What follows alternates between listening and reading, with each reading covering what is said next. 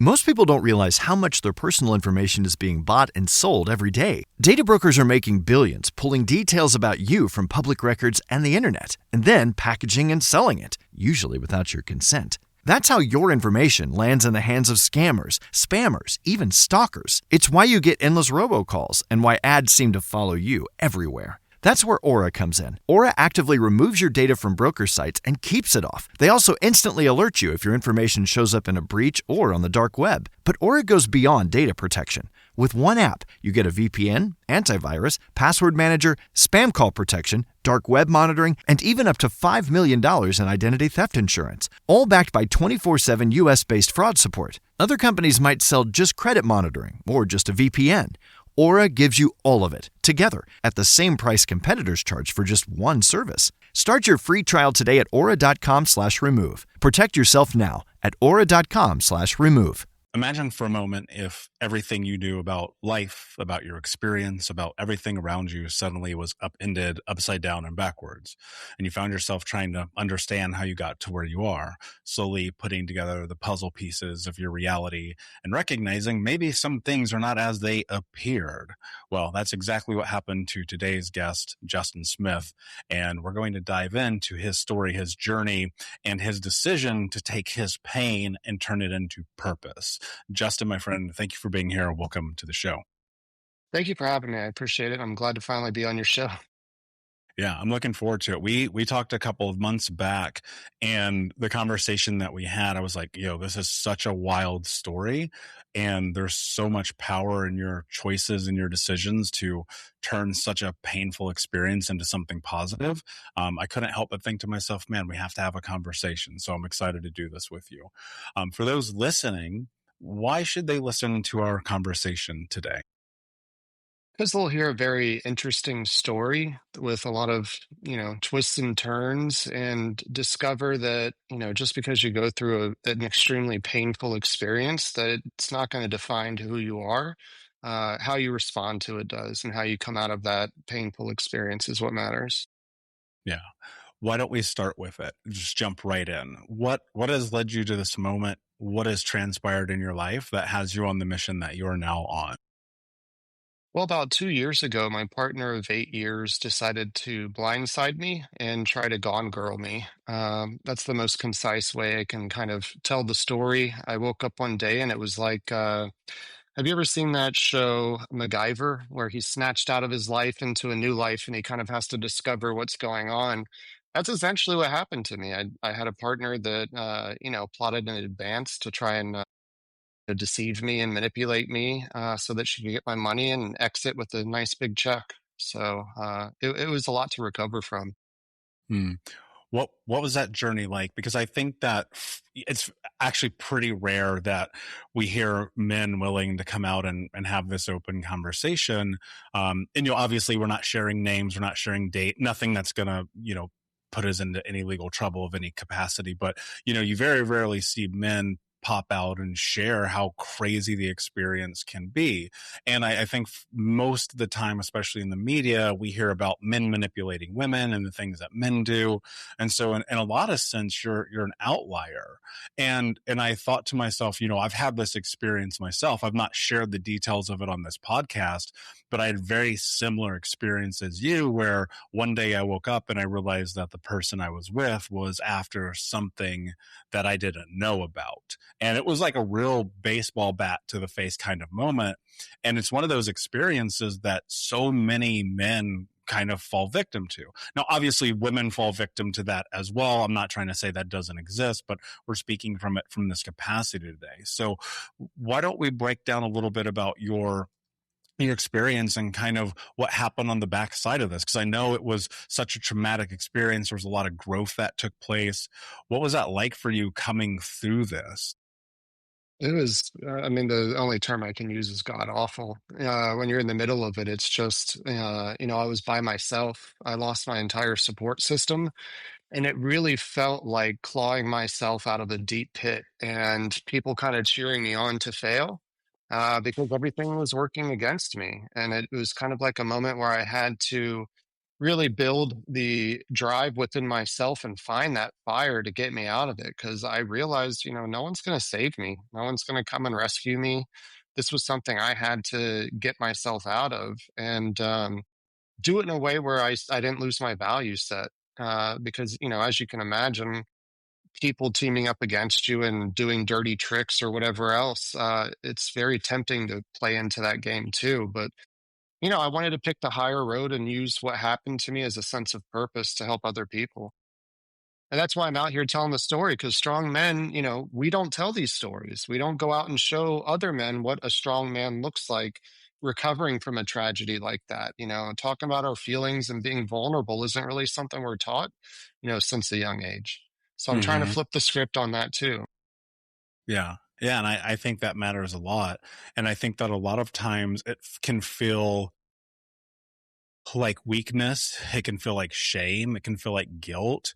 What are some of the feelings that have come up for you as you've explored not only having this conversation, but like the healing journey itself? I would say the biggest one is loneliness because this has been like I've had to keep myself away so I could kind of lick my wounds and redefine myself and find my center, and rebuild myself in a way that felt in alignment with my values. Going through something like that is not easy to do, and trying to find yourself in the midst of this very disorienting experience where it feels like you crashed into a lake in a car and the water's flooded in and you're trying to figure out which way is up and down. I mean, it's a very disorienting experience for lack of a better term. Trying to find your way out of it kind of feels like you're out in a big darkness and you don't know if you're headed in the right direction at sometimes, but you kind of have to find that inner motivation and that inner drive to keep chugging on regardless of if you feel like you're making progress. Hmm. What would you say are some of the things that you wish that you would have known, or like indicators that maybe you're like, oh man, I should have been paying attention to this? Because I one of the things that happened to me, on the backside of having a conversation with one of my best friends, it was like, oh, the signs were there. Like you should have been very aware. And and I'll say this too, because I think that it matters. You know, I don't know that love necessarily blinds you, but there are these moments in time where you have to take a step back and ask yourself, what's really going on here? What am I missing? What do you think are the things that you missed? What are some of the signs, some of the indicators, things that you wish that you would have seen or understood? I think the two for me are boundaries and self-respect or self-love. Because if you have good boundaries and you love yourself, people can't knock those down and push down your value set. And I think in the beginning, I did a lot of like placating. Like she would push back on things, and I would just give in because I was like in my mind, it was compromising some shape or form in the relationship, and that's what people do in relationships. But in reality, it was someone who didn't respect, my boundaries or didn't respect these. Rules I was putting in place that, aligned with my values. So I think in the beginning, we really have to look at, is this a supportive relationship? Is this someone who's respecting your boundaries, treating you with, love and respect? Because if those things are missing in the beginning, imagine 8 years deep, what kind of decision someone's making if they don't have those pieces. Hmm. Yeah, and I'm going to go deep. I mean, feel free to take up space here because I think that people really need to understand this. When when I hear stories like this, and obviously I don't know you well enough to be able to make the assessment based, but I'm sharing on my experience. When I look back at a couple of the relationships I've had over the years where I was very much a placater, where I was a yes person, where I was in a lot of ways also codependent, I realized that it was a direct reflection of what my childhood looked like. I had so many boundaries disrupted, predominantly from my mother, from my stepfather, from my grandmother, where as a child, I didn't understand that no could mean no. I didn't understand that yes could mean yes. It just always felt like whatever other people had or wanted, I had to give no matter what. And the like really crazy, the part about it that, and I look back and I go, oh God, it's so fucking cringe, are these moments where there's just this is what I will call weakness. These moments where I would give in right now, especially in my 20s. I'm over 40 now. I've had a lot of growth, a lot of experience, but I go look at 20, 25-year-old me, 18-year-old me in these relationships. And then even in my early 30s, as I was really diving into a deeper level of this journey of healing, and I mean, there's no better way to phrase it. I kind of get disgusted in a lot of ways with myself, but also it was learning.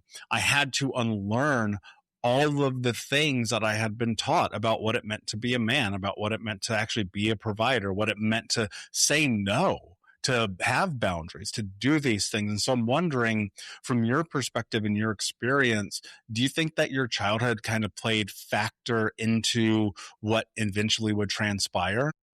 Of course. I think we talked a little bit that you and I have kind of similar backgrounds. I was molested as a kid. I went to my caregivers about it, and they didn't really do anything about it, no matter how much I talked about it. And I think that kind of set the stage in my head that, you're not important, your boundaries aren't important, your needs aren't important. And I grew up with, caregivers that were very, it's going to be our way. That's just how it is. And you're going to follow mine and you're going to do what we say. And this is what we expect of you. And, when you grow up in that environment, you don't have a sense of self, as you kind of hinted to or alluded to. You grow up in this environment where you become a moldable piece of clay for the people who are in charge so that you don't get your whippings or you don't get your, you get your dessert, however you want to say it. And I think that presented challenges for me because when I came out of my parents' house, I was 18. I went to college a virgin. I was very, sheltered in some ways from how the world works and what kind of people are out there. So I came out of my house and stepped on every landmine you can imagine, the next 20 years, unfortunately, because when you grow up with people who don't respect your boundaries, much like you're saying, you get in this routine of just assuming that people should walk all over you. And, I had kids, and then I kind of felt somewhere in my mind that my form of love to them was to give tirelessly to them. But what ends up happening is it creates this impression that you'll always just give everything you have to that person without any, repercussions or boundaries or, any reciprocation of that kind of level of respect or care. And I think that that was a lot for me to process too, because my ex took advantage of that. That was how she kind of got in. She recognized that I was a giver and that I'm very caring about the people I love. And then, you have the wrong kind of person show up. Next thing you know, you're getting sucked dry because that's just how they know how to operate. Yeah, and I think one of the hard parts, I've said this before, my mother was a master manipulator. And one of the things that happened is you just kind of learn, this is my experience, obviously. I learned that by me being whatever she needed me to be, I would have quote unquote love. Right.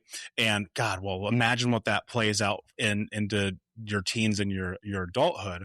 And I went a wildly different direction than you because when I was 18, 20, 25, I mean, I was just sleeping with everyone possible, and this is something I've shared openly. I'm not proud of it, but it's something that in those moments, I thought that love and connection was my body. And that came from being molested as a child, an unfortunate thing that you and I share in common, and many other men and many women who listen to this show. And it turns you into a real shell of oneself because it's the greatest violation that anyone could ever go through. And so on this one hand, I do see, guys who go in one direction and again, I'm not labeling you, but I see that as one path. And then I see myself as this other path. And then you kind of accept the reality of it for a while. And what I thought was really strange for me, especially, is my friends kind of cheered on the behavior when I was young, Mm. right? And I haven't said this on the podcast in a long time, but I've only ever had one nickname other than Coach in my life. And this will age me, and it was MySpace whore, because I was just like, I would hang out with my buddies and like, oh, there's MySpace whore going and doing his thing again. And I wish that one of these guys would have just sat me down and be like, hey man, you don't have to be this way. Whatever you're looking for out there, you're not going to find it. It's not there. And so I'm curious, when you're in all of this, what is happening with the people around you? Are they noticing? Are they talking to you? Are they like, hey, Justin, dude, you gotta, lack of a better phrase, like, you gotta man up. You gotta like be able to say no. You gotta set these boundaries. What was happening with the people in your life? I mean, the people in my life were mostly my family for a long period of time. I moved back to town where I grew up, and so I was surrounded by my family. And that was part of the problem. I started realizing when I went to treatment to recover from what my ex-wife did to me, and I would tell my story, and people would cry for me. And it was this real like big adjustment for me because I was used to my family treating it like, oh, get over it. Like, what's your problem? Why aren't you over it yet? It's been 30 years. Why haven't you brushed this off? Whereas, I talk to other people and they cry and give me sympathy. And it was just this real like awakening, like, holy shit, this is how real people respond to, someone who's gone through trauma. And I think that was part of it. I shared kind of the same thing as you after my first divorce, where I went and I sought happiness through hooking up with tons of women. And what I realized was twofold. Number one, that's not where happiness is. And number two, that's never going to fill the emotional void that we have in ourselves. It actually creates, a weakness or an entry point for manipulation. And that's what I fell into with my ex-wife, and I've fixed this part of myself. I don't rely on sex as this like thing to fill my, void when I'm unhappy or, whatever. But it took a while to understand that that was really such a negative like component of how I processed my emotions or how I sought happiness, because it's not where happiness is. Happiness is in fulfilling yourself through activities or social connections or, creating something that's, meaningful to you. Not in these like go out and, bag that 10 or bag that 9, and then brag to your buddies about it. So that part of it was transformational, because when I went to treatment, I really like looked at all my ugly parts and I was like, how can I make Mhm. sure that, I'm the best, person I can be? And part of that means healing the parts of you that allow these bad people to manipulate you or, build up your self-worth through like believing in yourself and loving yourself again. Yeah, and it's wild. As you were talking, I had this thought or this memory, I should say. I lived in Portland, Oregon for a while, for a long while, and one of the places that I would frequent on Saturday mornings were AA and SA meetings. And I never, alcohol was never my thing. Like that was never my vice. It was always sex and women, and it was always this thing about the physical connection because if I can have sex with you, you must love me and I must have value. And I would sit in these rooms, and it's shocking how many men are in these rooms having the same conversation. People don't know this though. Like it's wild how many people like do not know this. And also this rooms full of women having the same experience. And Justin, the crazy part when I'll never forget this, it was like one of these cold, gross, probably January, February, Portland, Pacific Northwest days. And I had gotten to the facility. It was at like an old high school or something. And we're in this room, and it must have been the day. Maybe it was just circumstance. I don't really know. But everyone in that room that day had been like, yeah, I was also molested. And I know that that's a part of why I behave this way. And I can't help but think about the price that we have to pay as little kids when we become adults because of those experiences.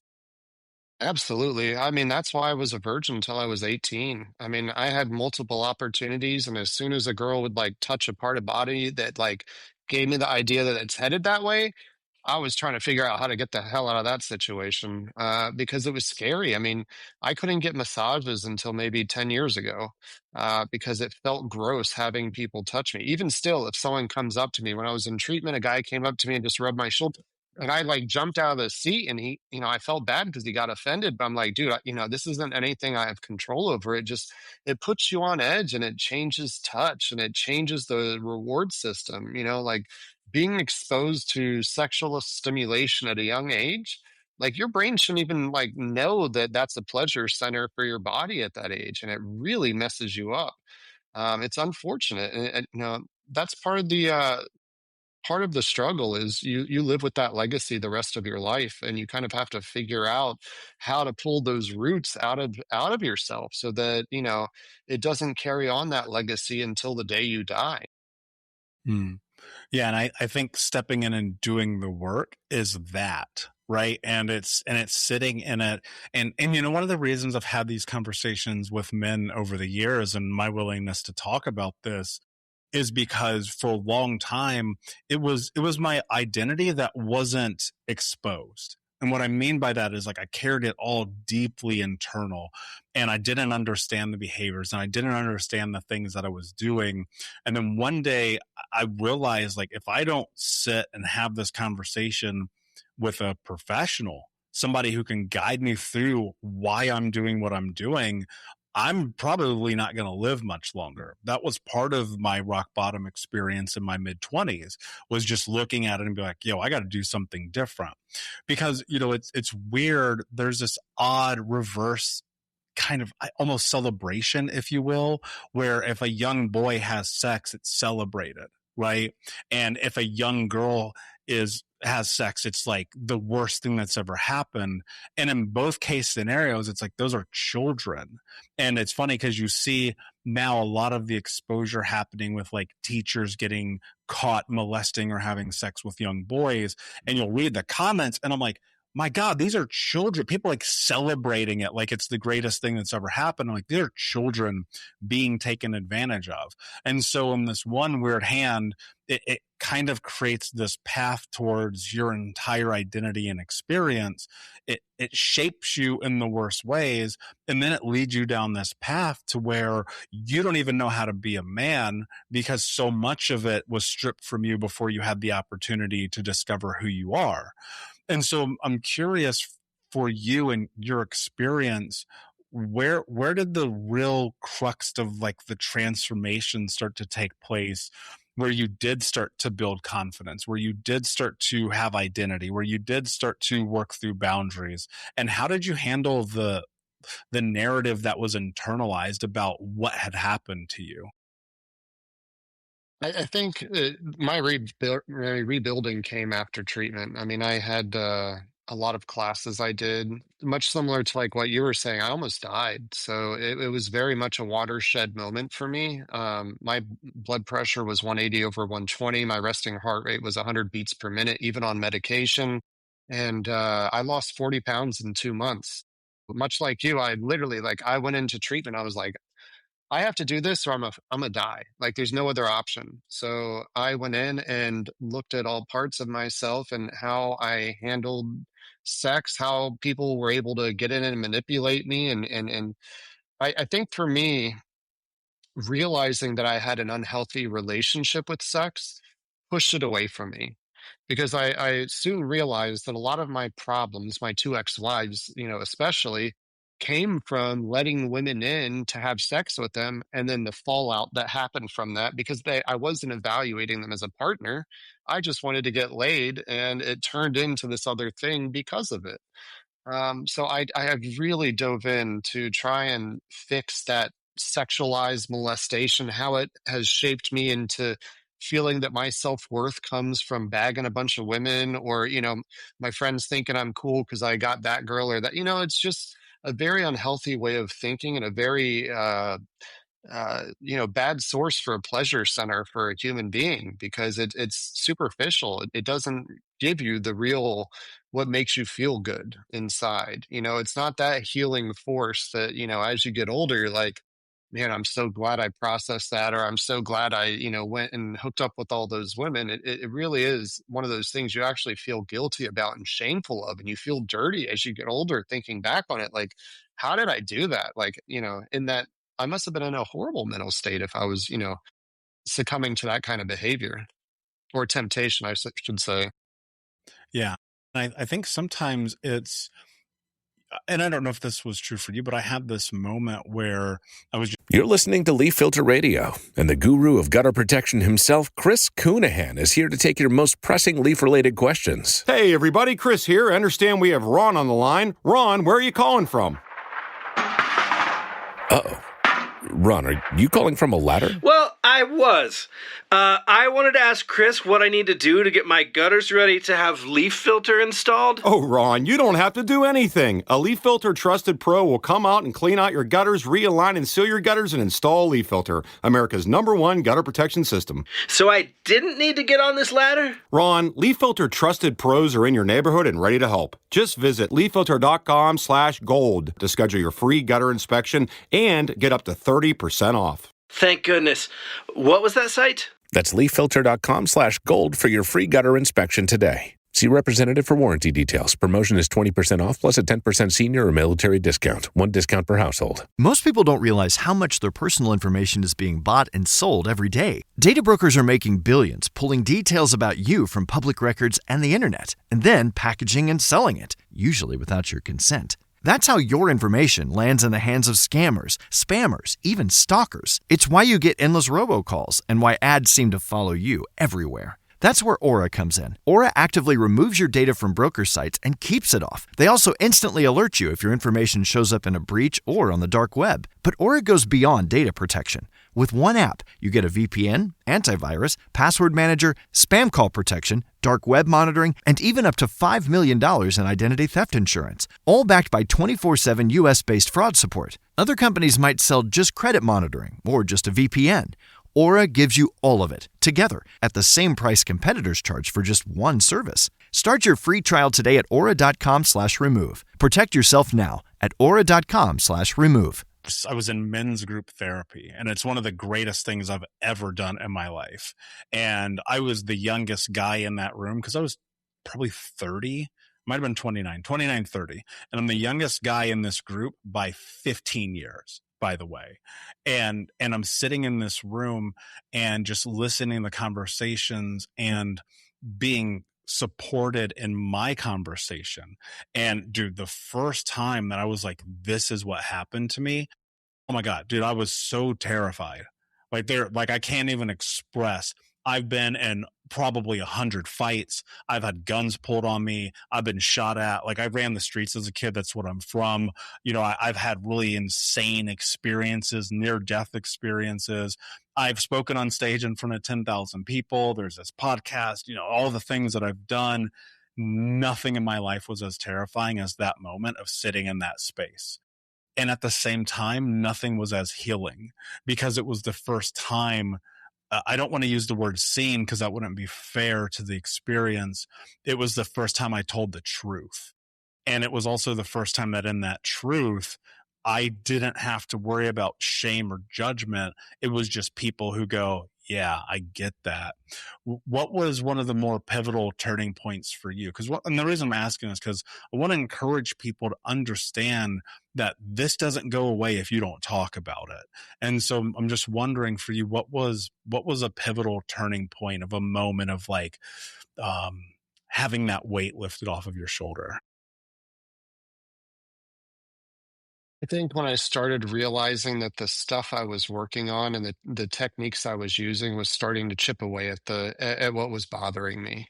Because I'm still on 4 to 5 sleep meds to be able to sleep at night. And going to treatment was the pivotal point for me. I mean, much like you said, being in a room with people who have, for lack of a better term, as fucked up stories as I do, or as you do, or as other people do, there's something to be said about being around people like that and being able to openly talk about your trauma. I mean, it absolutely lifts the weight off your chest. And, even being on these podcasts, talking about my life experience, that's healing to me.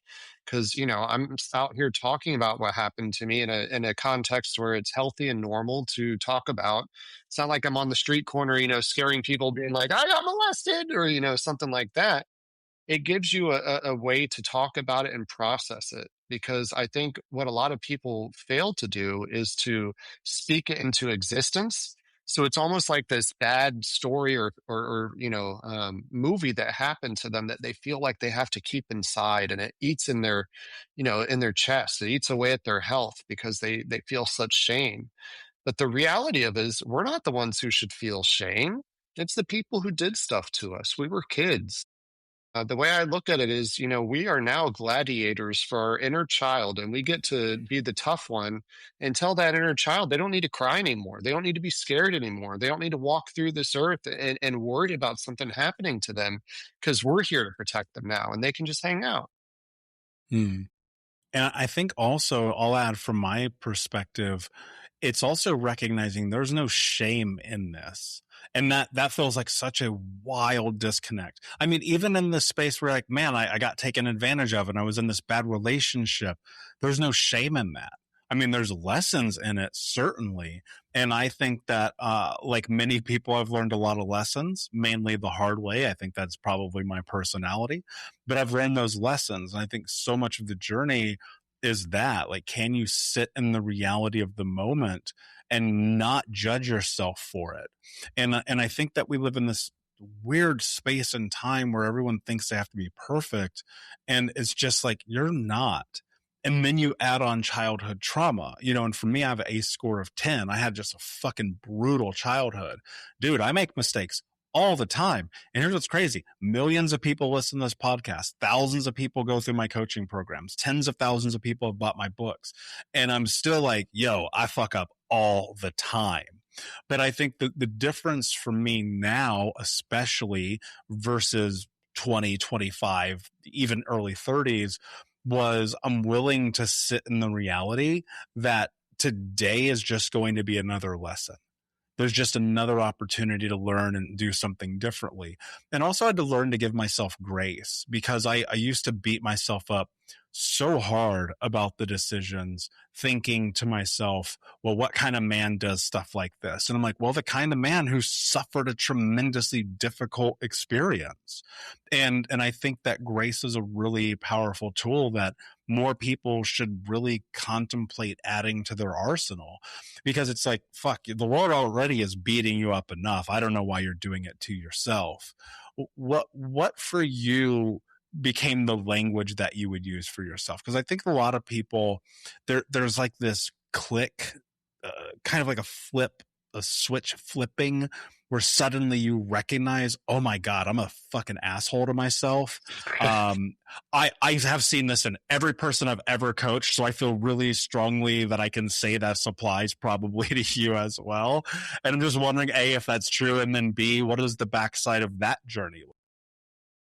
It's funny you brought up that phrase, because that's one of my favorite phrases that I used on myself for the last 2 years.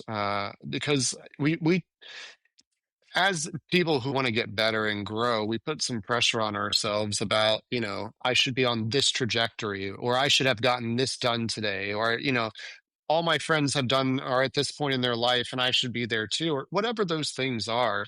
And I think it's important to remind ourselves, number one, we're human. Number one, we're not, this invincible person who can just snap their fingers and get whatever done when we want.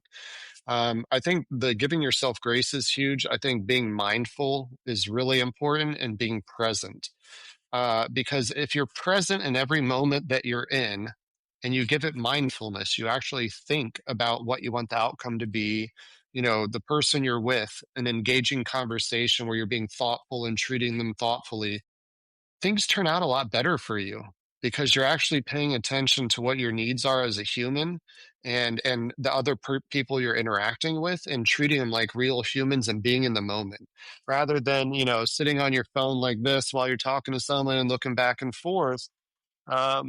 Those kinds of things matter, especially these days where it's not common for people to be mindful and present and be patient and understanding when someone doesn't get it right the first time. All of these are really important, because, there's a lot of stressors we put on ourselves that are so unnecessary, that are like a repeating story from one of the other people in our life that have said that thing so much that it's now this voice in our head that like kind of pecks at us. And I think it's important to really ask yourself that too. What is that voice? Where is that voice coming from? Whose voice is that that's saying these negative things to me? Because I think that'll better help people understand, like, that's not you, dude. That's some other person from your past that, corrupted the way you think or view yourself, or, the value set you have. And now you're struggling because that needs to be pulled out of your head, and you need to remind yourself that you're a good person, you're on the right path, you're doing it right, all those kind of positive reinforcements that we as humans need to hear, especially from ourselves. You mentioned the word needs, and I wrote this note as you were talking, because how do you understand needs when you've never been showed that you're allowed to have them? Right. And so for you, what was that like? The self-love piece was really hard for me when I came out of treatment, or like understanding that I had needs, because I was so used to people just kind of walking all over me that I always thought externally about needs. Like, they need something, that person needs something. And I never for a second would think about myself. And what ended up happening is I would live outside of my value set and for myself, and then I'd be unhappy. I'd be in a bad place emotionally or mentally, and I couldn't understand why. And it made a lot of sense once I understood that, once you define your value set and once you live by that value set, these other things kind of don't happen as much, where you beat yourself up or you feel ashamed or you feel like you're not doing enough. It takes a lot to kind of transform those inner parts of ourselves that kind of lead us down the bad paths, mentally or otherwise. What do you do with that then? Like, how do you assess them? How do you understand them? Because I agree with you. I was in this place where I just could not for the life of me understand what the hell people were talking about when they're like, you have needs. Like, it just was such a wild disconnect. I'll give you a great example of this. I'll never forget this. There's a friend of mine who invited me to go to this country concert. And Justin, I fucking hate country music. I'm just going to call it what it is. And he was like, dude, you just got to come. I got this extra ticket. I don't want to lose the money. Just, it's $20. Just give me $20. You can come. And I'm like, I just don't even want to do that. Like, there's no part of anything that I want to do. And then boom, guess what? I find myself at this country concert. And then it was like the way I would date women. Boom, I'd find myself in situations I didn't want to be in. I mean, man, especially my first business, as I was growing that, I would just say yes to everyone, even stuff where I was like, I don't want to fucking do this. And I would say yes. And I was just yes, yes, yes, yes, yes, all the time, to the point where sometimes it wouldn't even make sense, just across the board in my entire life. And I'm in this therapy 10 years ago with now the therapist who still to this day is like my guy. And we're talking about needs. And you might as well have been talking about astrophysics, because I'm like, what in the hell are you talking about, man? And then we started walking the path, and I understood it, and I started to recognize it. And I saw how my needs were always last. And I'm like, oh, obviously this is a deep reflection of the experience that I had growing up in a home where if you were sick, you would get beat. Right. And you're like, okay, well, shit, this really adds up. So how did you discover needs? How did you start to embrace them? And then I guess really most importantly, how do you honor them? Well, the thing I noticed was that my needs, part of the reason was that I didn't have self-respect in a way. Like, like I didn't have self-preservation in mind. And so my needs were just pushed off on the back end. And so I think part of that self-preservation, or understanding that I'm a human who needs food, sleep, all the other things that everyone else needs, um, it started bubbling to the top as a priority. And the self-love piece kind of fell in that to that too. Because once you start loving yourself, and I mean truly loving yourself, not getting that extra Twinkie, but like going to bed on time, eating good, healthy food, hydrating, all those kinds of things that are kind of these basic core needs that a human has. Once you start treating yourself to those, I feel like, the needs kind of bubble up too with it, because you start realizing that it's okay for me to have a need for something, and it's, no one's going to come in and like destroy it, or, come in and say, no, you don't get that, and kick it off the table or whatever else. It kind of, I feel like some of these things, as you get into the routine of just habit of loving yourself and creating boundaries and self-respect, self-preservation, it naturally just bubbles up, because the way you think and the context in which you think is so different. Hmm. It's very true. Let's talk about needs from a relationship standpoint, because I think this is one of the key areas where people turn themselves off. For many years as I coach people, I've seen them be able to go and be rock star leaders in business, and then they come home and they're doormats, and that's men and women, by the way. What are the need? Let me rephrase that. How do you find the way to express and then hold true needs in a relationship? What are the things that you wish you would have understood about the way that you could hold boundaries and keep true to yourself in the context of intimacy? I think the thing I realized most is that people respect you more if you have strong boundaries, because people these days, get walked over, whatever else, and they're not used to someone who can present that boundary, but not in an aggressive way or anything like that. It's just, no, I'm sorry, I don't do that.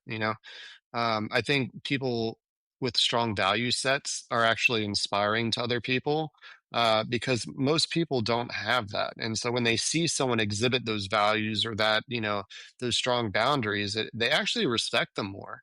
And that's one thing I didn't really realize. In my head, I was like, oh man, if I say no, they're going to move on to the next person, or if I say no, then this is going to be that chip in the foundation that, ruins the relationship. And it was just part of that negative self-talk that was in me, or I guess the inner fear mongering. I don't know a way to kind of verbalize it, but it takes a while to realize that no one's going to run away if you have these boundaries, and if you respect yourself, they actually are going to like you more.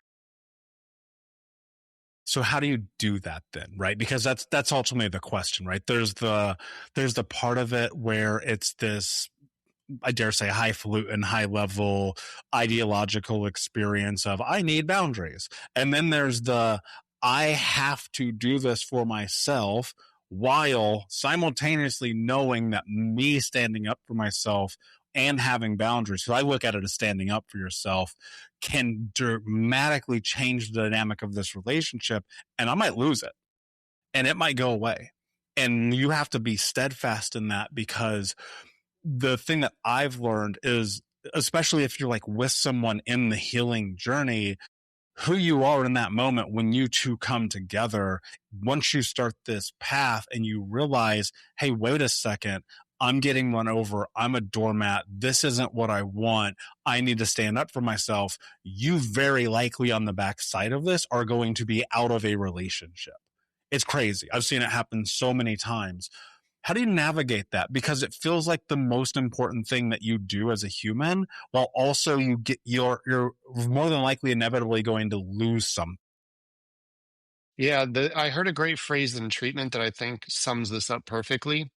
Healthy people don't want to be with sick people. Mm.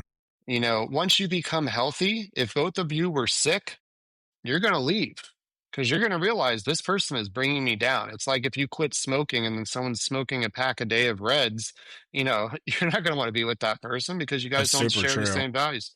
Yeah. And so I think, I think people need to understand, yeah, part of the healing process does mean you're going to date different people than you used to, because your picker is now going to get fixed and you're going to end up with people who have healthier habits or lifestyles.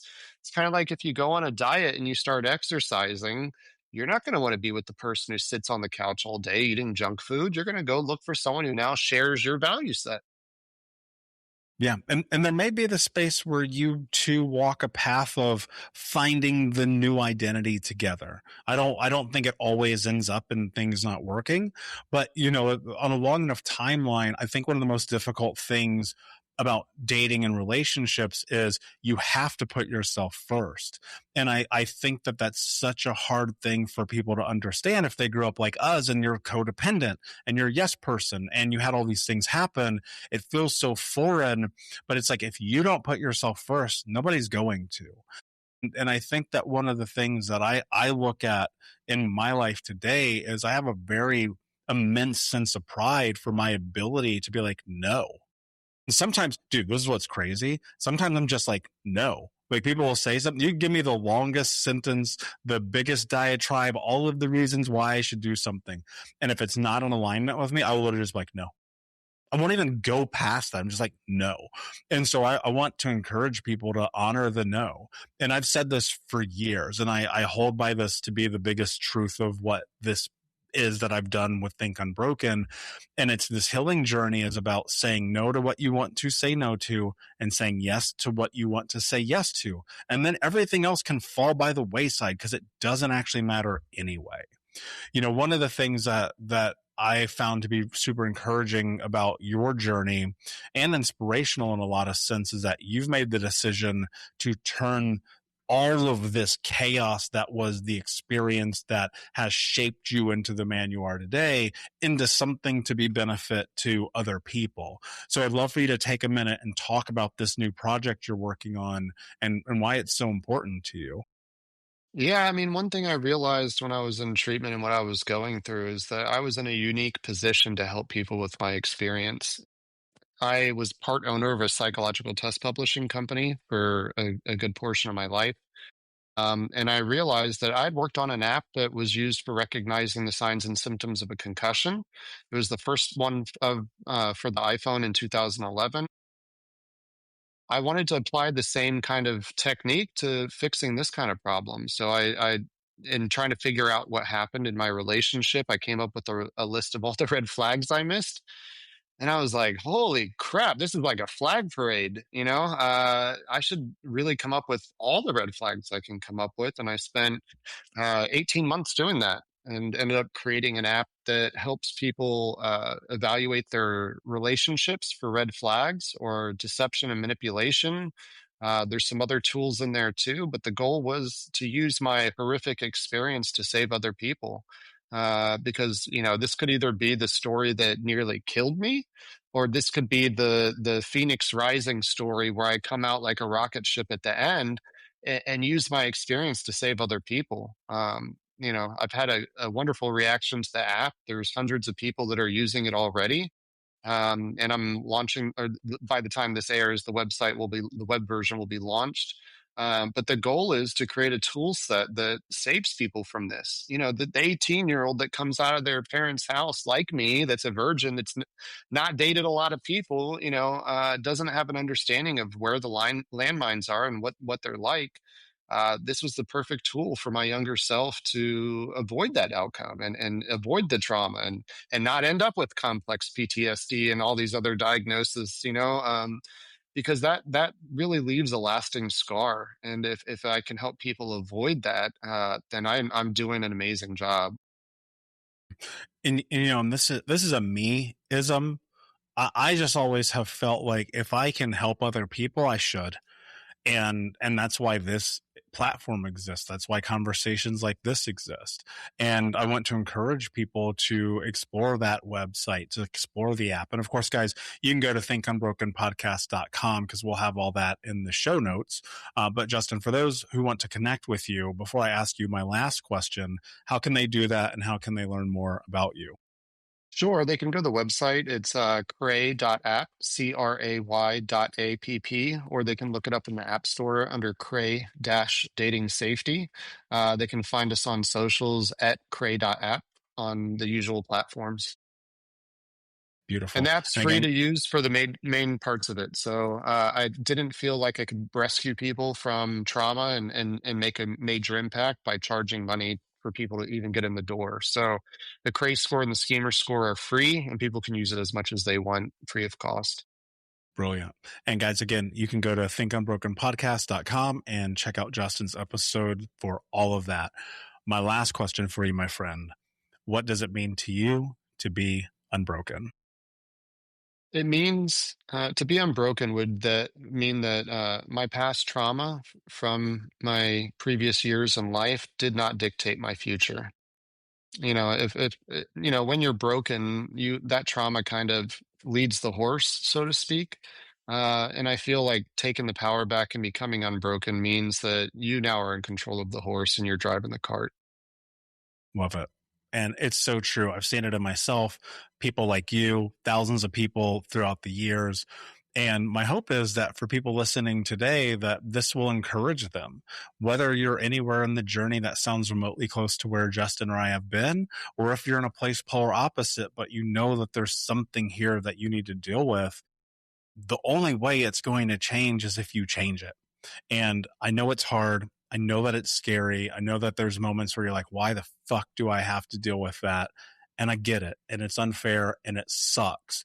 But unless you do something about it, nothing's going to change. So with that said, Justin, my friend, thank you so much for being here. Unbroken Nation, thank you guys for listening. Take care of yourselves. Take care of each other. And until next time, my friends, be unbroken.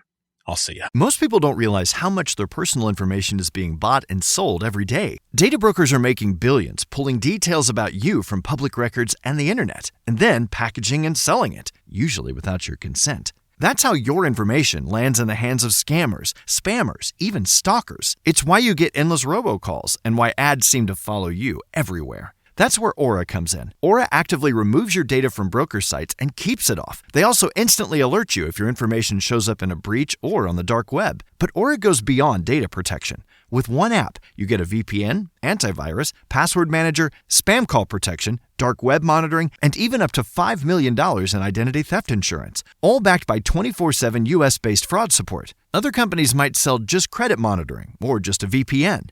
Aura gives you all of it, together, at the same price competitors charge for just one service. Start your free trial today at aura.com/remove. Protect yourself now at aura.com/remove.